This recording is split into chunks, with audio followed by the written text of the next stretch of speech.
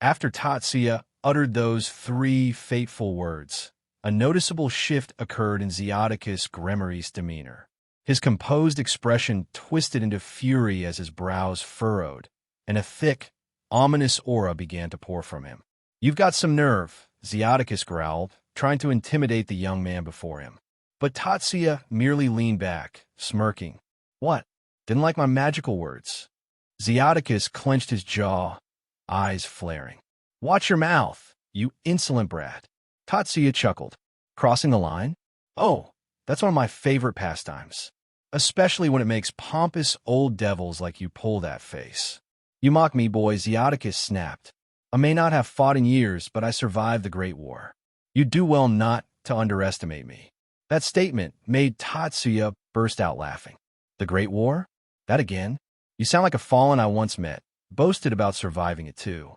He abruptly stopped smiling, and his eyes narrowed as a Sharingan activated. Know what happened to him?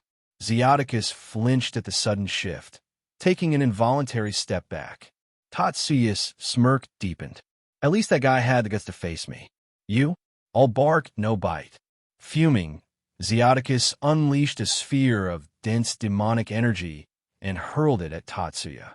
The crimson orb surged forward, but just before impact, Tatsuya's eye spun, warping the orb into a vortex and absorbing it effortlessly into his Kamui dimension. Zoticus froze in shock. "You done, Gremory?" Tatsuya said mockingly. "Snap back to reality." Zoticus roared and lunged at him. But Tatsuya simply yawned, unimpressed. With a casual flick of his telekinesis, Zoticus was flung into the ceiling, embedded like a cracked statue. "You like my ceiling?" Tatsuya quipped. Zoticus pushed himself out, landed on the floor, and began quietly charging a massive demonic attack, thinking he could catch Tatsuya off guard. But Tatsuya noticed. "Of course he did. You do realize there are others in this house," he said, eyes narrowing. Zoticus grinned cruelly. "So what? My son and Seraphol can handle it. The rest? Collateral damage." "You're twisted," Tatsuya muttered. "Not the doting noble you pretend to be." Zoticus grinned wider. "Acting's a strength of mine." Tatsuya smirked. "Mine too." In a flash, Tatsuya vanished and reappeared behind him. "Especially at kicking ass," he whispered, and drove a brutal kick into Zoticus's side, sending him crashing into the wall and shattering his own barrier in the process. Bones cracked. Zoticus slumped to the floor, completely overwhelmed. Frozen in pain and fear, Zoticus could only watch as Tatsuya approached slowly, crouched down, and locked eyes with him. Tatsuya grabbed him by the hair and hissed, "I don't care who you are or what your title is, but the second you endangered those close to me, that's when you signed your death warrant." Without another word, he summoned a holy sword and stabbed it into Zoticus's gut. The scream that followed was raw and animalistic. Tatsuya sealed the room with a soundproof barrier and began releasing holy energy, amplifying the agony and tearing down the devil's resistance. Zoticus writhed, twitching uncontrollably, unable to speak, only scream. Tatsuya watched with a cold gaze, then slowly pulled the sword out. The holy energy faded. He healed Zoticus instantly, leaving no trace of the brutal assault. Zoticus gasped, confused. "Thank you for showing mercy." Tatsuya smiled. "Now, let's try level 2. Before Zoticus could process it, 2 holy swords pierced his body. The intensity of the holy magic doubled. Another wave of screams tore through the air, just as the door burst open. Sirzex and Seraphol stood there, their expressions twisting in pain from the dense holy aura in the room. Tatsuya turned casually. "Ah, Sirzex. Perfect timing. I was just about to come see you." Sirzex stared at his broken father and swallowed hard. He was planning to launch a large-scale attack in a house full of people, just because I refused to hand over the territory, Tatsuya explained. "He nearly harmed your sisters." He approached Sirzex, placed a firm hand on his shoulder, and smiled darkly. "Tell me, did you know this was going to happen?" Sirzex immediately shook his head. "I swear I didn't." "Good. Then keep him on a leash," Tatsuya said coldly. Or next time, I won't stop. Sarah Falls stepped forward. Tatsuya-chan, please. He's a pure blood and a pillar family head. If you kill him, the devil counsel. Tatsuya sighed and snapped his fingers. The swords vanished. Take him, but let this be the last time. Sirzex bowed. Understood. But as he approached, Zoticus raised a hand and rasped. You'll regret this, boy.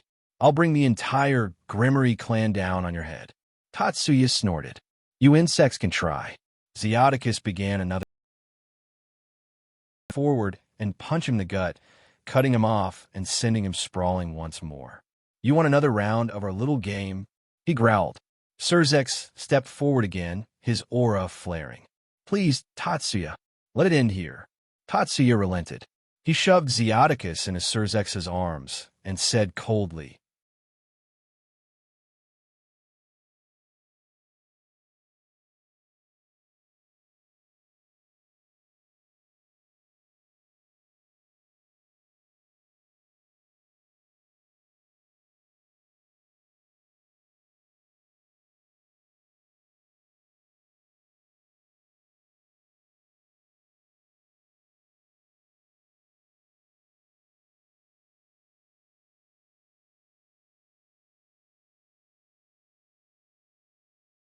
the whole thing for now.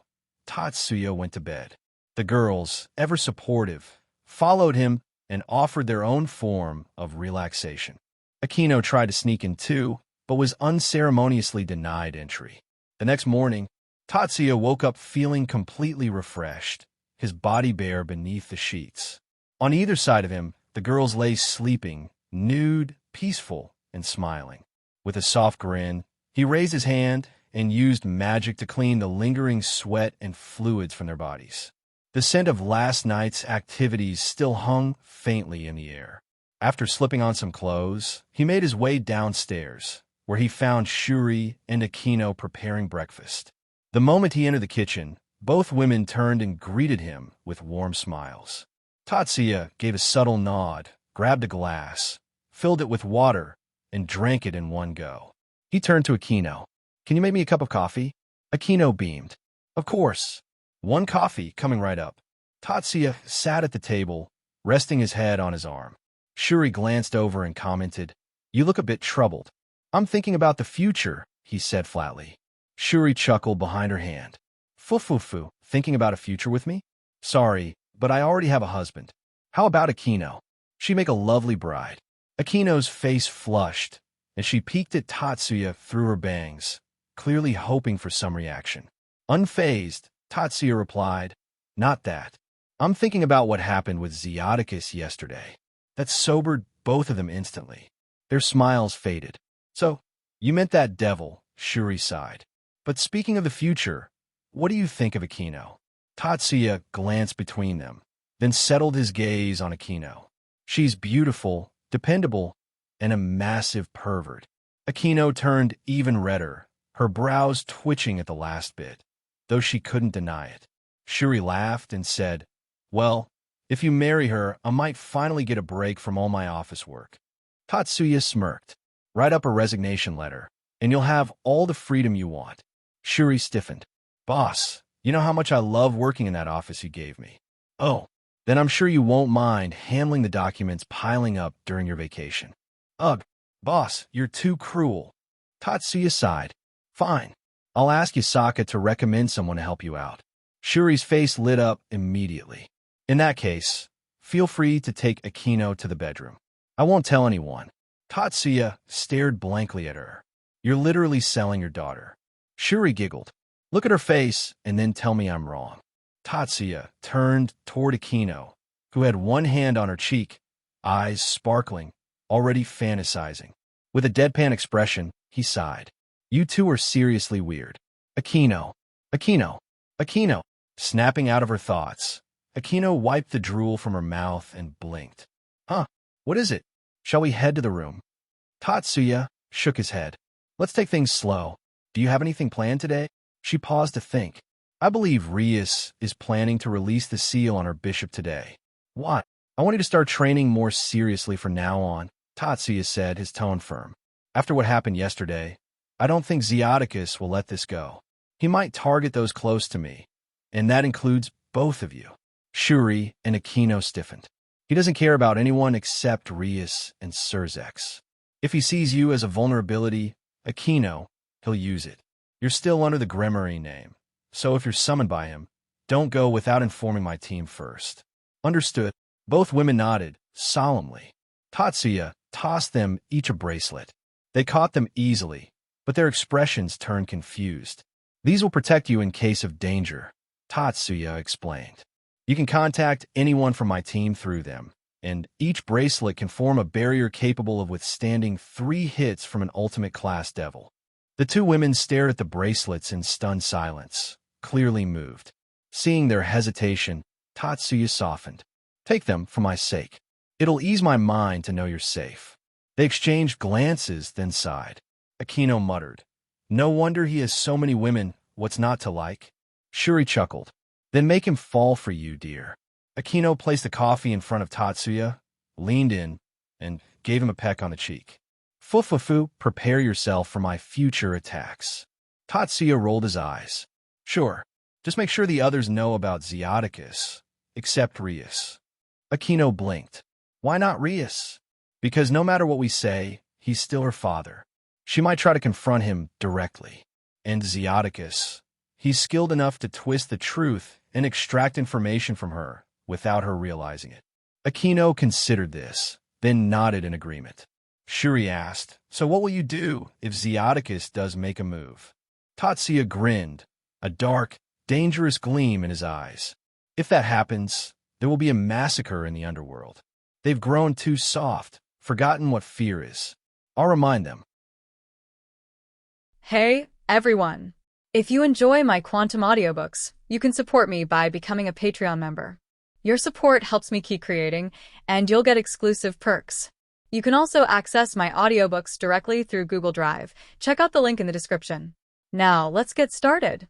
After everyone was up, Tatsuya explained the same thing that he told Akeno and Shuri to all of them, making everyone a bit more serious about the situation. Akeno then got dressed up in school uniform and left for the release of the bishop along with Tatsuya, while the rest of them decided to hang out with Shuri and show her around the town. Tatsuya and Akeno were walking side by side with Akeno locking her arm with Tatsuya's, which made the people around them focus on the couple. Tatsuya looked at Akeno and said, do you really have to do this? It's quite hot already. Akeno chuckled and said, Era, don't you like the feeling on your hand, and pushed his hand deeper in her breasts. Tatsuya sighed and moved his face closer to Akeno's and blow in her ear, making her release her hand with a eep coming out of her mouth. Tatsuya smiled and said, much better, and started walking. Seeing that, Akeno sighed and quietly walked beside him with a disappointed face. Tatsuya saw her face and sighed and grabbed his hand and said, well, I guess holding hands will not be too uncomfortable, and looked at Akeno. Akeno looked at her hand, which was being held by Tatsuya's, and smiled and said, well, I will allow you to get away with this, but only this time, and held his hand tighter. Tatsuya looked at her and nodded his head, and both of them continued walking towards the school. After Tatsuya and Akeno reached the school, both of them met with the rest of the members of the orc. Seeing both of them coming in together while holding their hands, the rest of the members looked at the two for a while and then sighed. Isami jumped on Tatsuya, immediately hugged him and said, my mom was full of praises for you after we came back from your house. Hearing that, Tatsuya smiled and gave a peck on her lips and said, well, what else would you expect from me? Tatsuya then looked at Konako and patted her head and said, so how was the open house for you? Konako blushed a bit and then sighed at the question and whispered in his ear, Onisama annoyed me a lot. She kept on shouting and praising me for every little thing in the class. Tatsuya just chuckled, making Konako pout. Tatsuya looked at Konako and immediately hugged her, leaving both Akeno and Isami aside, and said, how can you be so cute, and started rubbing his cheek with Konako's, making her blush deeply. Seeing him, the rest of the people standing there only smiled wryly and let Tatsuya interact with Konako. Rias then looked at the door covered with many keep out signs and said, anyway, are you all ready to meet our team's bishop? Hearing that, all of them became a bit serious. Even Tatsuya stopped hugging Konako after seeing that Konako was serious. Isami looked at the door and said, so you mean to say that there is a bishop behind the door? Rias nodded her head and said, yeah, the door you see have many seals placed on them, but the seals are only active till midnight. After that, the occupant is allowed to roam freely around the campus, but that person refused to accept this rule. Isami looked at the door with a confused expression and said, so is the person perhaps a shut-in? Akeno, who heard what Isami said, smiled and said, though this person is perhaps our best contract earner, making Isami complete shocked. Kiba nodded and said, yeah, the person makes contract using a computer. Zenovia then narrowed her eyes and said, but to have their powers sealed. I wonder what kind of person stays behind that door. Tatsuya then said, that person is the perfect partner that you could ask for when you have to late night grinding or participate in an event in a game. His skills are top-notch. After he said that, all the people looked at him with a confused expression, and Tatsuya said, "This is the only devil that I sign contracts with, so definitely I know about this." Rias nodded and then started breaking the seals on the door, and a magic formation appeared over it and the seals started crumbling apart. Rias then held the handle of the door and pushed it open, making light enter inside the completely dark room. And just as she did that, the person living inside made a noise. Making Isami take a step back and ask, "WW, what is this?" But all of them ignored her question, and Rias took a step forward and said, "Hello there. I am glad to see you are well." In response, a voice came out of the coffin lying in front of them. What in the world was that? Rias walked further close to the coffin and crouched down and said, "The seal has been lifted, now come with us," and lifted the top of the coffin and revealed the bishop of the Gremory team, which turned out to be a blonde loli. "But I like in here, outside is scary," with tears coming down her face. Isami looked at the person and said, "Oh, another cute girl, huh?" Hearing that, both Kiba and Tatsuya chuckled, making Isami look at the two of them with a confused expression, and she asked, "What happened?" And to her question, Rias answered, "This person is a he." This made Isami completely surprised, and she looked at Gasper and said, "She is a he." Tatsuya chuckled and said, "What are you doubting for? You were he not too long ago." Hearing that, Isami shook her head and said, No, how can a boy look more girly than me?" Tatsuya smiled and said, "This person is most definitely a he," making Isai slump down on the floor, and she said, "This is a hit to my femininity." Akeno placed her hand on Isami's shoulder and said, "Don't worry, you have a solid proof that you are a girl," and pointed at her breasts. Isami looked at Akeno with teary eyes and said, "Akeno-san," and hugged Akeno, who hugged her back. Ria sighed at their antics and then opened her arms to hug Gasper, but while she opened her arms wide open, Gasper and Tatsuya looked at each other, and Gasper jumped towards Tatsuya and said, "Tatsuya-senpai." Tatsuya opened his arms as well and caught Gasper and said, "Gasper, how have you been?" Gasper looked at Tatsuya with a smile on his face and said, "I have been well, senpai, but why have you not been coming to play with me?" Tatsuya just ruffled his hair and said, "I had a lot of work which kept me busy. Sorry, but as an apology I brought your favorite cake for you." Hearing that, Gasper's smile widened and he hugged Tatsuya tighter and said, "Senpai, you are the best." While both the boys were talking, the rest of the orc was looking at the pair with a surprised expression on their faces, and Rias was twitching her lips while her hands were still wide open from the time she was trying to hug Gasper. Tatsuya then looked at the others and said, "What?" Rias, whose hands were still stretched out, folded her hands and asked, "How is it that you two are this close to each other?" Both Tatsuya and Gasper smiled and said, "Whenever I get bored and wants to skip classes, I come to the orc." Gasper then said, "And once Tatsuya-senpai entered my room, and slowly we started playing games together and became good friends." Tatsuya nodded and said, "Yeah, he is just like my little brother." Gasper still smiled and said, "Yeah, and the snacks that senpai makes are really delicious. They are even better than the ones I used to eat." Hearing that, Ria's ears twitched and she said, "Surely you jest, Gasper, those snacks that I order for you are all imported and are of really high quality." Gasper looked at her with a confused expression and said, "I don't know about that, but when compared to senpai's food, they will only taste ordinary." Hearing that, Rias's lips twitched and she was about to say something, but before she was able to say something, Kiba nodded and said, "I know, right? The food he prepares is simply out of this world." Konako nodded as well and said, "Yes, the sweets that senpai makes are the best, but his head pats are even better," and a slight blush appeared on her face. Akeno placed a hand on her cheek and said, "His food makes me feel so hot that I cannot explain." Isami then walked towards Tatsuya and Gasper and said, "I don't care whether you are a male or female, if you are able to tell how good Tatsuya's food is, then you are a good person," and placed her hand on Gasper's shoulder, making him widen his eyes in surprise, and unconsciously his sacred gear gets activated, and all the others in the room except for Tatsuya and Gasper were left frozen. Gasper covered his eyes with his hands and said, "Please don't hit me, I am sorry." Seeing that, Gasper got scared, Tatsuya sighed and hugged him and started patting his back and said, There, calm down, Gasper. No one is going to hurt you here. And even if someone was to try, I am still here to protect you." Gasper then removed his hands from his eyes and looked at Tatsuya and said, "Senpai," and started crying in his embrace. Tatsuya sighed and continued to console the little vampire till he calmed down, and the time started moving again. Isami got surprised by the sudden change in Tatsuya's and Gasper's position and said, "What just happened?" Hearing that, Kiba had a wry smile on his face while Akeno just sighed and said, "It's his sacred gear, the forbidden Baylor view." Akeno waited for Rias to start the explanation, but after waiting for a while and hearing no word from her, she turned her head and saw Rias staring at all of them. Akeno tilted her head and asked, "What happened, Rias?" Rias then looked at all of them and said, "Have you all tasted Tatsuya's food at least once?" Hearing this question, all of them were surprised, but nonetheless her peerage nodded their head, and Isami said, "We all usually have our lunches together along with President Sana and Vice President Sabeki." Hearing that, Rias got even more surprised and then asked, "You all have lunch together and you don't even call me?"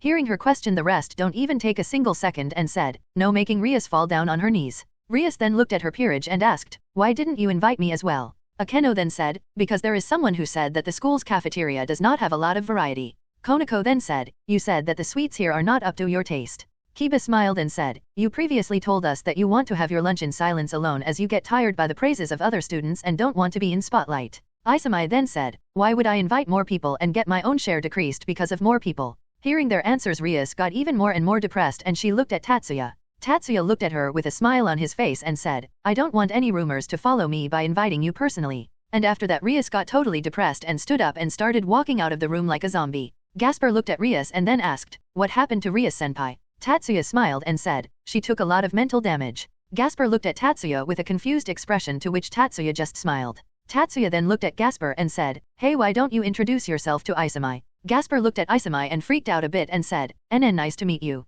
My name is Gasper V. Lady, a half-vampire. I want to go back in my coffin, and tears started to form in his eyes. Konako looked at him and said, go and sleep in there for eternity, and thought, even though he is in Senpai's hands he still wants to go back to his coffin. I will punish him for disrespecting Senpai. Akeno showed a wry smile and said, about that, you see, we have got the permission to take you out of this room, so why don't you come out with us? Gasper immediately shook his head and said, no, I don't want to go outside. Outside is scary. I want to go back in my coffin. Seeing Gasper was becoming rather impatient, Tatsuya softly patted his head, making him calm down a bit, and Konako glaring at Gasper. Tatsuya then looked at Gasper and said, hey, why don't you try to live in the outside world for a while? It will be fun. Gasper looked at Tatsuya and said, but senpai, it is scary outside. I don't want to go out. Tatsuya just smiled and said, if you keep on getting scared of going out of this room then you will not be able to enjoy your life properly. Why don't you try it for a while? Who knows that you may come to like living outside and overcome your fear, and when that happens let's go to a video game conventions and tournaments together. It will be a lot of fun. And like I said before, I will be there to protect you. After all, I cannot let the only devil whom I make contracts with suffer, right?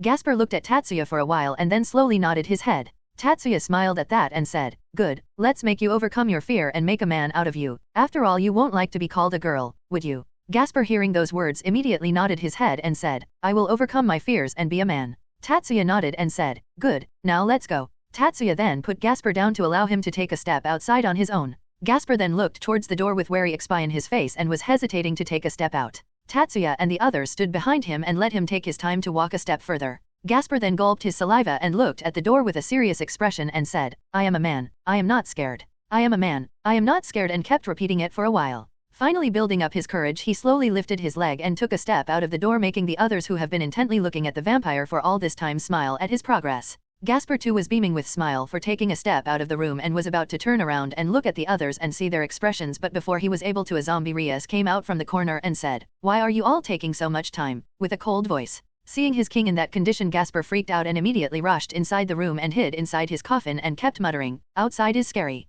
Rias-senpai is scary. She will attack me. I am scared. The rest of the people looked at Rias with a dumbfounded expression, making Rias snap out of her zombie mode and look at the others with a confused expression. All of them sighed and Tatsuya said, take the zombie away, I will try to bring him out. You guys wait in the main room. All of them nodded and started walk out of the room while Akeno and Konako dragged Rias away from th room. After that, Tatsuya was somehow able to convince Gasper once again to come out and lead him to the main hall. Tatsuya took a seat besides Konako while Gasper was standing in the center. Suddenly he felt that his phone started ringing and he took it out and noticed that it was Himure who was calling him. Tatsuya excised himself and got out of the room and picked it up. Yeah, Himure. Tatsuya, can you come at my location immediately? What happened? Your predictions were correct. You wait there, I will be there in an instant. Tatsuya then ended his call. AD informed the others that he had some work to take care of. He then looked at Akeno and sent a telepathic message to her, making her slightly surprised, but soon she turned serious and nodded her head. Tatsuya then formed a magic circle and teleported away to Himure's and others' location. Tatsuya suddenly appeared in an abandoned alley and he looked around the alley only to find some marks which showed that a fight took place here.